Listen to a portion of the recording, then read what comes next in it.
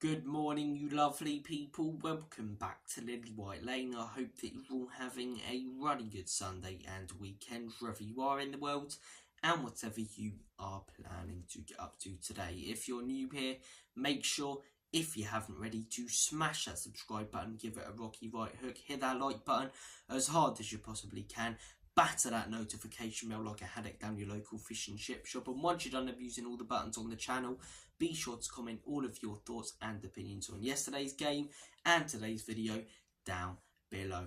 Without further ado, let's get cracking with this knacking and debrief. Tottenham Hotspurs 4-0 win against Everton yesterday at the Lane. It was a very, very comfortable victory for Spurs, but before we delve into the game, discussing performances from the players and Postecoglou, what he got right, what he didn't get right, what players stepped up, what players didn't step up, I want to discuss pre-match thoughts, because it was a game that we were all thinking that we needed to win. We dropped points against Leicester. Yes, it's a game that we should have won. Yes, if we put our chances away, we would have been 3 or 4 up at half time. But shoulda, coulda, woulda. If my aunt had balls, she'd be my uncle. That age-old statement, right? So we didn't take our chances. We dropped points. We needed the points in this one. Not just because we dropped points in our first game, but because we've got Newcastle away coming out. The house of horrors for Spurs in recent years. Conceded 6 in the last couple of seasons at St James's Park, and we don't have a very different team this season, especially defensively, to what we had in the last. And then we've got Arsenal at home, North London derby at home. I always give us a good chance, but I hate to say it, the Woolwich team this season looks very solid, doesn't it? They look a very, very good, dangerous side who will get victories even when they don't play at their absolute best, and it's going to be another season where they probably challenge for the title. So look, we've got those 2 games coming up. Dropped points in our first. We needed points, we needed momentum, we needed confidence, and the lineups came out, and it was a lineup that split a lot of opinion for Spurs. The Everton lineup, as I say, they were missing it wasn't that they were missing 14 first-team players. Bloody hell. It was that they only had 14 first-team players available. So I think that ramped up, as I say, the expectation from Spurs fans, and maybe a little bit of pressure as well to get the victory, and a comfortable victory in this game. Yes, it's only Everton, but the pressure to absolutely hammer them. You've only got to play what's in front of you, and they're still Premier League opposition. So I still think it's a very good result for Spurs. But as I say, back to topic. The lineup came out and it split a lot of opinion. I personally, as I say, like the defence. It's the same defence we always go with. But I wasn't a big fan of the midfield. Kulusevski and James Maddison both playing number 10 sort of roles. I wasn't a big fan of that, because you've also got the wing-backs coming into midfield and playing those number 10 roles. So effectively, you have 4 number 10s. You have 4 attacking midfielders in your side, which leaves a complete lack of cover for the centre-backs. Heung-min Son up top, as I say, I wasn't a big fan of that, because I thought we needed that vocal point, that aerial threat. Richarlison could have offered us that, even if he was going to miss 3 or 4 big chances, he would have put away 1 or 2. Odegaard on the left wing, I was chuffed with. Kulusevski starting, I was chuffed with, but expected him on the right. It was Brennan Johnson, which I wasn't best pleased with. So look, there was definitely stuff I liked about the lineup personally. Odegaard on the left wing, the back 4, which we expected. The fact that Kulusevski starting, but I thought was a very, very risky midfield 3. And I didn't think that Son would work out up top. Apart from Brennan Johnson, who we'll get on to in a second, I was proven wrong. Sonny worked a treat up top. Solanke definitely needs to start the next game against Newcastle if he's fit, with Odegaard and Son hopefully giving him better service. The guy can get his shooting boots on and score his first few goals for Spurs in the next few weeks. So definitely still want to see Solanke, but Son worked a treat as that number 9. He really, really did. For the first goal, as I say, plays a part in it. Second goal, completely and utterly robs Pickford of his lunch money, as the Americans would say. Robs Pickford of his lunch money, and slots it into the back of the onion bag. It was a great goal, and then, well, it wasn't a great goal, to be fair, it was a shit goal, but it's still a goal. The 4th goal was a great goal. Mickey van der Ven steaming through midfield and Son banging it into the back of the net. So, Sonny worked a treat as a number 9. Odegaard, as I say, as far as debuts go, it was a pretty good one, wasn't it? It was a pretty good one. Apart from scoring, he did everything we'd want to see. The midfield 3 really worked. Now, I still stand by the fact that I don't think we should play this midfield 3 against Newcastle and Arsenal, because it leaves us a complete lack of cover for the centre-backs, and when the opposition have got quick and dangerous players up top to counter-attack us, we could end up conceding 3 or 4. We could end up scoring 3 or 4, but conceding 3 or 4, and against a defence like Arsenal's, it's going to be hard to score as many as we did against an Everton. Same with even Newcastle, although their defence doesn't look fantastic this season. So, look, against the top sides, I'm not a big fan of it. But against the bottom sides, as I say, against the bottom half of the table sides, I'd like to see this going forward. Technically, for number 10s, it offers us far more creativity, and we don't really need the cover when we're playing against an Everton, because the only real player Everton had, as I say, sort of looking for that ball over the top, was Calvert-Lewin. And we effectively left him one-on-one with Mickey van der Ven, which he was never going to lose. Maybe against an Isak, as I say, again against top sides, it's more dangerous, or even a Trossard or Havertz, you know, Sackers, those sort of players who are running over the top. But against your Evertons, against your Southamptons, against your Nottingham Forests, I quite like this midfield dynamic. Bissouma sort of playing the box-to-box.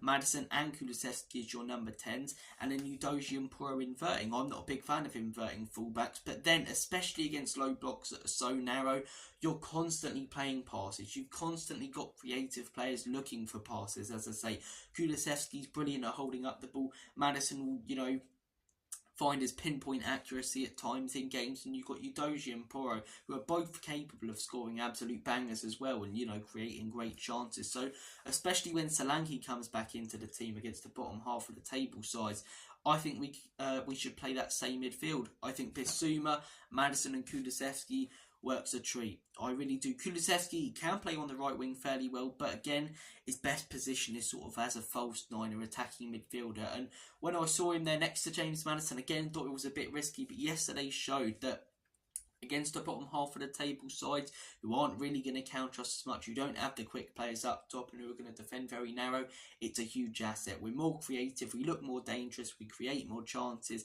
and defensively we don't really have to worry about being caught out, as I say, because they don't have that pace or quality, and we have the absolute robot that is Mickey van der Ven. Because you do this against top sides, as I say, effectively when Romero steps into midfield sort of as a CDM, which he does sometimes in games. You've got the 4 attacking midfielders and Bissouma going to the opposition's box. You've got one player back for the whole team, which is very, very dangerous. I mean, we could do it against Newcastle and we could win 4-3, but we could also lose 5-1, you know what I mean? And same against Arsenal. So I wouldn't do it against the top sides, but that midfield dynamic of Bissouma, Kulusevski and Maddison, the 4 attacking mids, technically, you know, at times during the game, I was a big fan of it. I was a big, big fan of it. Whereas when I saw the lineup, I wasn't. I thought it was far too risky. And yesterday showed that it's not far too risky against the sides that don't really pose a threat. But look, it is hard to judge yesterday's game because no disrespect to Everton. Well, yeah, disrespect completely to Everton. They're a pile of wank, aren't they? I mean, that's not the Everton I remember.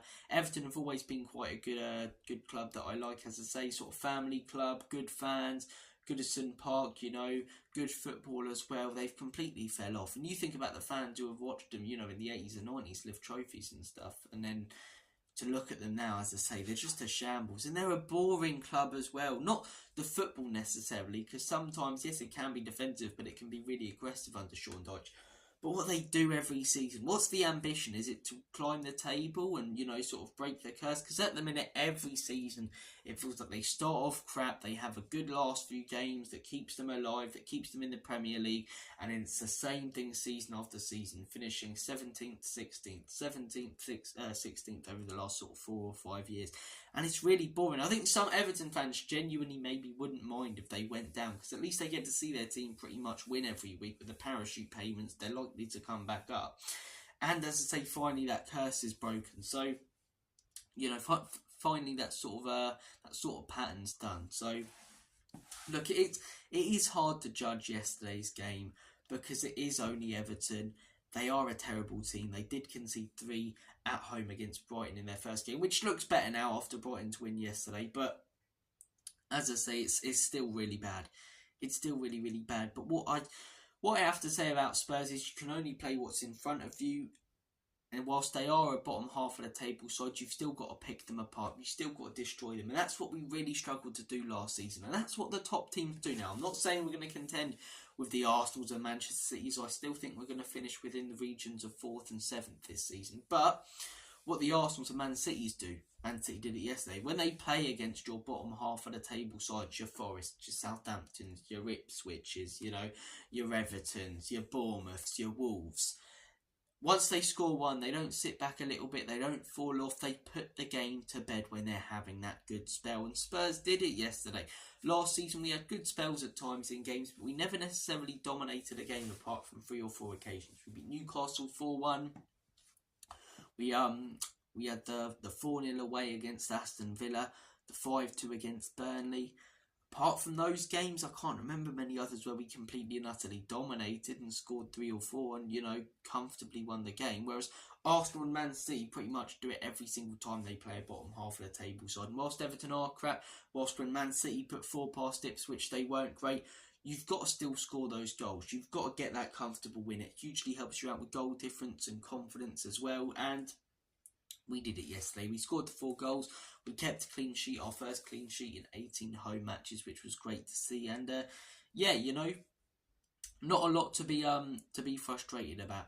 Apart from one man, apart from one individual, Brennan Johnson, BJ, blowjob himself. I mean, he was I don't want to get demonetised. I know he said something very different, but he was a pile of spunk yesterday, wasn't he? I mean, why do we keep starting Brennan Johnson, right? I'm trying not to get that frustrated. I'm trying not to get demonetised either and swear like mad. But Ange Postecoglou, I give him credit yesterday. I thought his team selection, as I say, which I questioned, turned out brilliantly. His timing of his substitutions was good. The tactics really worked. But why does he keep playing Brennan Johnson? He seems to have the obsession with wingers like him and Werner, and I don't get it. Because they're not good. Maybe like Celtic, they work out brilliantly. And in training, they look like the players he had at Celtic who played brilliant. But in the Premier League at the top level, for a top club, they're not good enough. And Brennan Johnson again starts yesterday and he's rubbish. Yes, he comes off the bench and makes an impact, but he only comes off the bench and made an impact last season against bottom half of the table teams who were knackered by the 70th minute, and he had easy pickings. Whenever he starts a game, whether it be against the top side, which is even worse in, or a bottom half of the table side, he's rubbish. He really, really is rubbish. I'm not saying necessarily sell him because still got another season. We spent 50 million on him, so keep him on the bench. And bring him on against the bottom half of the table sides in the 70th minute, where he can make an impact on the game. Don't keep starting him. I'm glad we've got Odobert now. I'm not sure if he will be able to play the right wing position. He's more of a natural left winger, but we've got that winger now who hopefully can come in and play on the right wing and offer the service that a Solanke's going to want with Son on the left. Even Kulusevski, but he offers no service. He loses the ball stupidly. If anything sums up Brennan Johnson, it's a moment against Leicester where he beat a couple of men. He's in acres of space. He's looking really good. Then he slows it down, turns around, loses the ball, and fouls the Leicester player. And he did it a couple of times yesterday. He gets the ball in acres of space, more space than Hyde Park, And he just doesn't do anything with it. He slows it down, and he's so frustrating to watch because I've seen the capability is there when he played for Nottingham Forest, but he just doesn't show it for Spurs unless he's playing against a shit side and coming on in the 70th minute when they're knackered. When he's starting against a shit side, when he's starting against a good side, when he's coming on against a good side, he's not a great player. And I'm sorry, he doesn't deserve to start games from now on. Maybe bring him on, as I say, occasionally because he can make an impact, but Kulusevski, who I prefer as that number 10, should start in that right wing position. Hopefully we bring in another right winger, which I still think we need Neze, someone like that who's versatile and can play on both. But Odobert hopefully starts now going forward because I can't do with another game with Brennan Johnson in there. I really, really can't. Look, I've written down a couple of performances I want to highlight. I highlighted them yesterday in the match reaction. I want to discuss them a little bit more in depth now. The first man, Romero. I thought Romero was really, really good yesterday. He made a couple of mistakes, which of course brings his rating and praise down a little bit.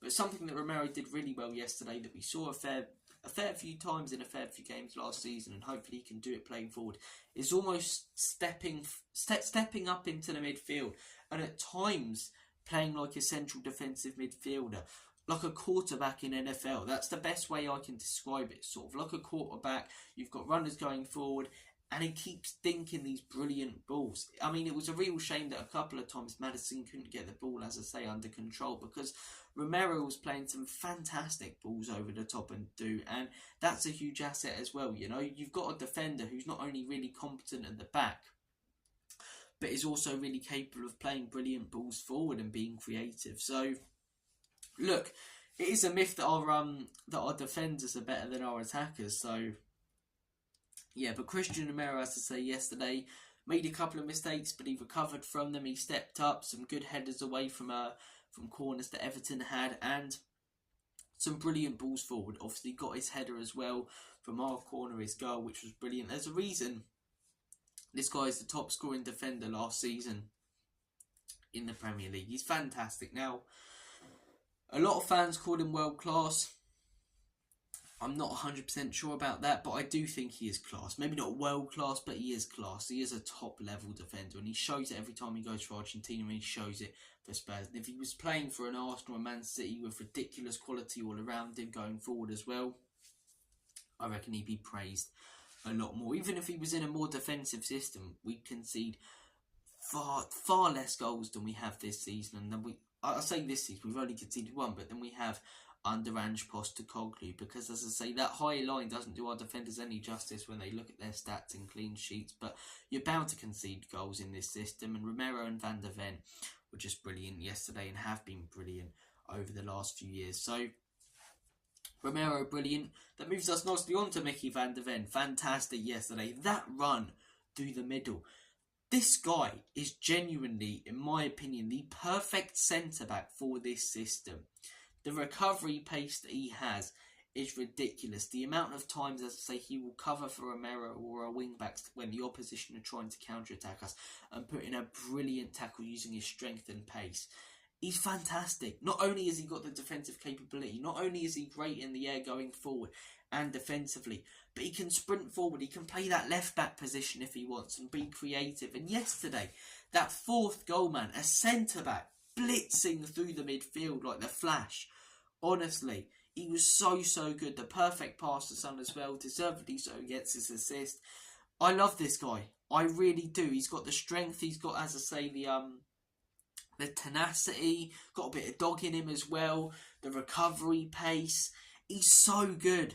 He is so good. And it's a real shame, as I say, that we have a manager who, as much as he, one of the best going forward in terms of tactically, defensively, I used to think it was naivety and stubbornness, but now I genuinely think it's cluelessness. Because if we had a manager, and I'm not saying sack Ange before anyone says something stupid like that, but if we had a manager who understood defending a little bit more, Mickey Van der Ven would get even more praise than he does, and we'd concede far less goals than we do, thanks to Romero and, of course, Mickey Van der Ven. So I think he was brilliant yesterday. Definitely a shout for man of the match. My man of the match, personally, though, would be Kulusevski. Didn't score a goal, but he looked so good in that number 10 role. And we saw it a lot last season. That Manchester City game away, I can't believe that this has been so forgotten about. I know that, as I say, it still gets brought up occasionally, but we should be talking about this like the 3-2 win the year before with the Kane, as I say, masterclass. Because Kulusevski, playing as the number 10, in that game against Manchester City, when we were missing half our team due to injury, had Royale and Davies as our centre-backs. The guy was absolutely mint. Got the last-minute equaliser, creative constantly. And at that game, we realised, he's good as an attacking midfielder, isn't he? We also saw it against Nottingham Forest in that 2-0 win last season.